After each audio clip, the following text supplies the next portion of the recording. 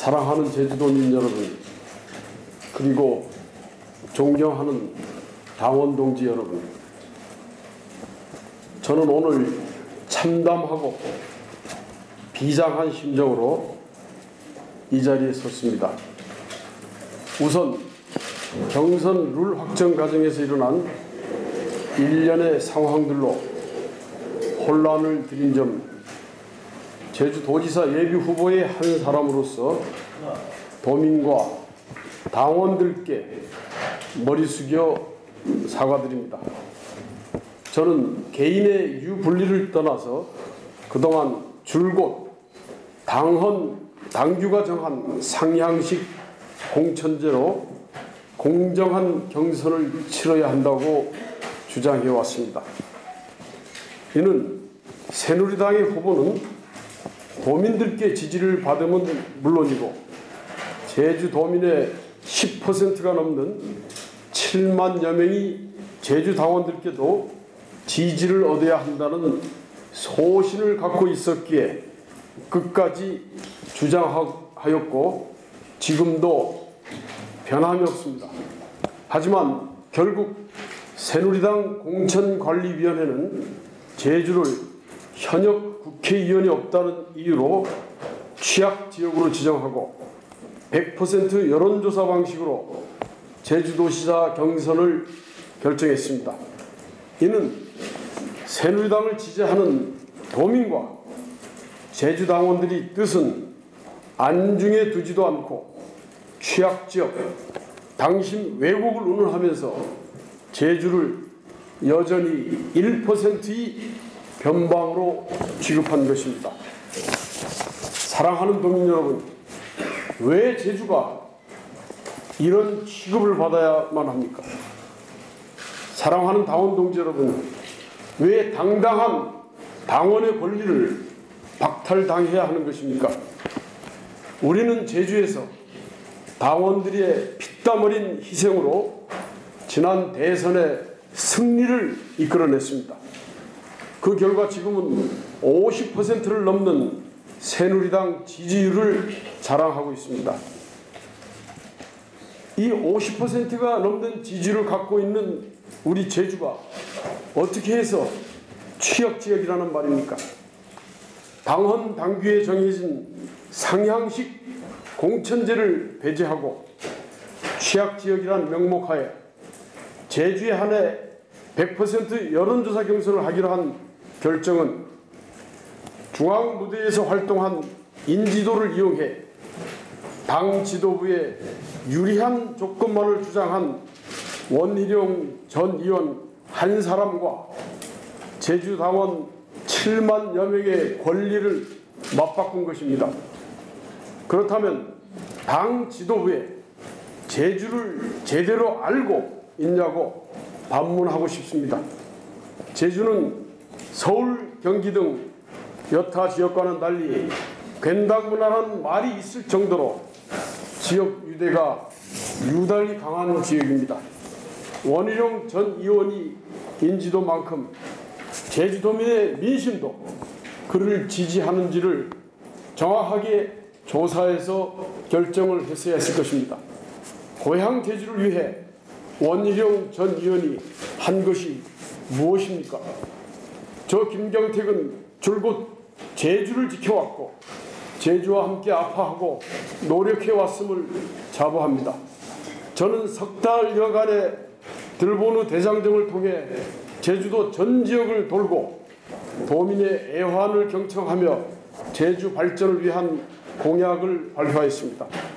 원희룡 전 의원은 우리 제주를 위해서 무엇을 하였습니까?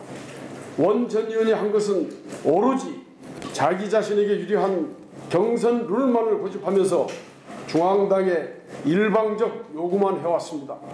제주도민과 7만여 당원 그리고 지방선거를 위해 몇 년간 고생한 도지사 예비후보들은 살피지 않으면서 모든 것을 무시했습니다. 가재는 개편인가요? 중앙당 지도부는 국회에서 한솥밥을 먹었다고 원 전 의원이 주장만 경청했습니다. 아름다운 경선이 있어야만 아름다운 승복이 있고 그 힘으로 필승을 할 수 있습니다. 박근혜 대통령께서도 말씀하셨듯이 원칙을 무시하고 갈등을 유발하는 정치는 반드시 없어져야 할 구태 정치입니다. 그래서 저는 그동안 개인적 유불리를 떠나 원칙을 지키는 아름다운 경선을 주장했던 것입니다. 중앙당의 결정에 지금 상황에서는 모든 것을 내려놓고 싶은 심정입니다. 하지만 저 김경택은 사랑하는 도민, 함께해온 당원 동지들과 저희 지지자들에게 무책임한 모습을 보여드릴 수가 없고, 또한 지금까지 반복해서 내려온 중앙당의 제주 경실을 결코 좌시할 수 없습니다. 저는 온몸으로 막아 구겨진 당과 당원들이 자존심을 세우고 갈라진 갈등을 봉합해야 하는 것도 저희 주어진 본분이라고 생각을 합니다. 저 김경택은 제주를 사랑합니다. 저 김경택은 새누리당을 사랑합니다. 공천관리위원회가 정한 100% 여론조사 경선이라는 룰에 대해 부당성이 많지만 결코 부정하지 않겠습니다. 또한 회피하지도 않겠습니다. 지난 5년 동안 한결같은 마음으로 당원들과 함께 새누리당, 제주도당을 꿋꿋하게 지켜온 것처럼 헌신짝이 돼버린 당원들의 아픈 마음을 대변하고 일으키기 위해서라도 끝까지 경쟁해 나가겠습니다. 사랑하는 도민 여러분, 저 김경택에게 힘을 주십시오. 저 김경택이 여러분과 함께 하겠습니다. 사랑하는 당원 동지 여러분, 저 김경택을 지지해 주십시오. 저 김경택이 잃어버린 당원 여러분의 권리를 반드시 다시 찾아드리겠습니다. 이제 저희 각오를 밝힐까 합니다. 저 김경택은 모든 것을 내려놓은 자세로 변방에 머물고 있는 제주를 세계 속의 제주로 키우겠다는 출마의 초심을 흔들림 없이 이어가겠다는 것을 천명합니다. 60만 제주도민과 함께 제주도의 미래를 가름할 100% 여론조사 경선에서 반드시 승리해 제주 당원의 자존심을 살려내겠습니다. 감사합니다. 질문이 있으시면 주시면 성실하게 답변해 드리겠습니다.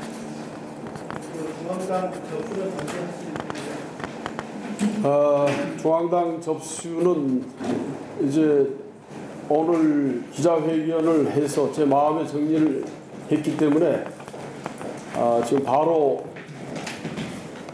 이제 12시 비행기로 해서 서울에 가서 접수를 시키도록 하겠습니다. 당내 아름다운 봉사하게 있었던 김광훈, 양원찬 후보께서는 일찌감치 룰 수용 입장을 가지면서 후보님께서도 섭섭하지만 어쨌든 룰을 수용하는 입장을 참여하고 있습니다. 마지막 당내 주자에서 출마를 선언한 오승민 지사가 있는데요. 후보님께서 정부에 들어갔다고 합니다만 아름다운 경선을 합의를 하면서 오지사의 경선 참여 부분도 나름 얘기가 됐었던 걸로 알고 있습니다. 오지사의 경선 참여요? 예. 어떤 입장을 갖고 있습니까? 제가 얘기했던 아름다운 경선에서 우리 3자가 얘기할 때는 원희룡 의원도 배제됐었고 우금민 지사도 배제되고 우리 세 사람만이 아름다운 경선을 하자 그런 얘기를 했고 또 합의도 했었습니다. 근데 이런 게 사실 저희 예비 후보자 세 사람이 합의 보고 결정했다고 해서 결정될 사안은 아닙니다. 어쨌든 뭐 예기치 못한 후보자들이 또 등장을 할 수도 있고 또 중앙당이 어떤 결정을 하느냐에 따라서 또 달라질 수 있기 때문에 뭐 우리 세 사람은 어쨌든 아름다운 경선으로 가자 하는 그런 부분에 있어서 합의를 했다 그렇게 보시면 될 것입니다. 스스로의 경쟁력을 어느 정도? 경쟁력을요. 저는 자신 있다고 봅니다. 예.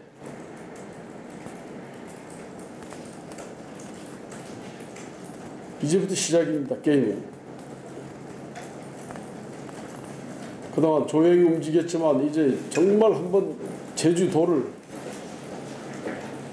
정말 구석구석 바닥바닥 누비고 다니면서 이 100% 여론조사 경선에서 이제는 당심이 아니라 당원들의 마음이 아니라 도민들의 마음을 움직여야 되기 때문에 정말 제가 그동안 갈고 닦아온 그 도민들과 유대 이런 거를 한번 정말 벌떡 일으키도록 한번 해보겠습니다. 원칙적으로 이게 여론조사 경선 방식이 부당하다고 하면 네. 거부하는 게 이게 원칙에 맞는 게 아닌가요? 근데 지금 뭐 사실은 이게 대한민국이 뭐 민주화가 됐고 또 민주주의가 지금 많이 발전했다고 이렇게 하는데 저도 참 답답한 게 말이죠. 이게 중앙당에서 이렇게 모든 걸 다 결정하고 또 제주도만 예외적으로 이렇게 취약 지역으로 정해서 이렇게 취급을 받는 이런 것이 과연 민주적인가? 왜 우리만 이런 취급을 받아야 되는가? 중앙당이 제주가 이렇게 예속돼서 가서 되겠는가? 중앙당의 결정에 좌지우지되는 도당이 돼서는 되겠나 하는 그런 부분에 있어서는 저도 상당히 유감스럽지만 뭐 룰이 이렇게 결정된 이상 받아들이지 않으면 제가 탈당을 해야 될 것이고 탈당을 하게 되면 당원들의 7만 당원들의 권리를 어떻게 찾겠습니까? 그래서 제가 이 안에서 꿋꿋이 경쟁해 나가려고 그렇게 결심을 하고 이 자리에 선 것입니다. 저는 바라는 것은 정말 중앙당도 제주의 어떤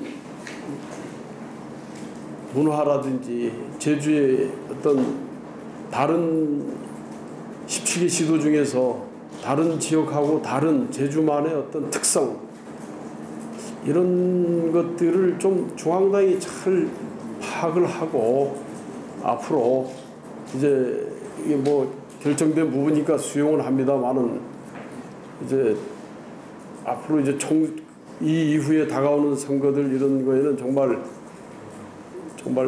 우리 도민의 민심이 제대로 좀 반영될 수 있는 그런 공천이 될 수 있도록 이렇게 좀 잘 배려가 됐으면 하는 그런 바람을 중앙당에 해봅니다. 네. 그 여론조사 경선과 관련한 세부 규칙, 예를 들면 여론조사 기관이라든지 서번수 그리고 뭐 여론조사 횟수 그리고 이제 컷오프 제도 이런 부분도 사실은 공천관리위원회에서 전권을 갖고 이제 결정을 해야 될 상황인데요. 혹시 여론조사 경선과 관련해서 반드시 기본적으로 원칙적으로 좀 지켜져야 된다는 그런 부분이 있다면 어떤 게 있을까요? 저는 안 그래도 지금 여론조사 경선으로 결정이 됐기 때문에 앞으로 이런 부분들이 중앙당에서 일방적으로 다 결정해가지고 여론조사 경선에 대한 룰까지도 중앙당에서 다 결정해버리고 중앙당에서 주도해서 다 해버리게 되면 사실 투명성 이런 부분이 보장이 안 된다면 이것도 상당히 문제가 될 수 있습니다. 그래서 이런 부분들은 앞으로 이제 함께하는 그 예비 후보들 이제 하고 모여가지고 어떤 합의를 도출해내고 그런 도출된 그 합의 사항을 가지고 100% 여론조사를 한다면 정말 이 아름다운 100% 여론조사 경선이 될 수 있지 않겠느냐. 또 도민들이 또 그거를 수긍하고 받아들이지 않겠느냐. 그러지 않고 그냥 뭐 구렁이 담 넘어가듯 그냥 얼렁뚱땅 뭐 그냥 중앙당에서 이렇게 해버리는 식이 돼가지고는 상당히 이제 도민들 민심에 안 하는 그런 행동이 되기 때문에 이제 반발이 또 심하게 또 일어날 수 있다. 있을 수 있을 것이다 하는 이제 그런 그 생각을 해봅니다. 그래서 경선 방식 결정도 중앙당에서 이제 전권을 갖고 결정을 이미 했고 여론조사와 관련된 세부 규칙도 그 룰은 위원회에서 이제 할 수밖에 없는 그 현실적인 아닙니다. 그 룰은 우리 예비 후보들끼리 합의가 돼서 요청을 하면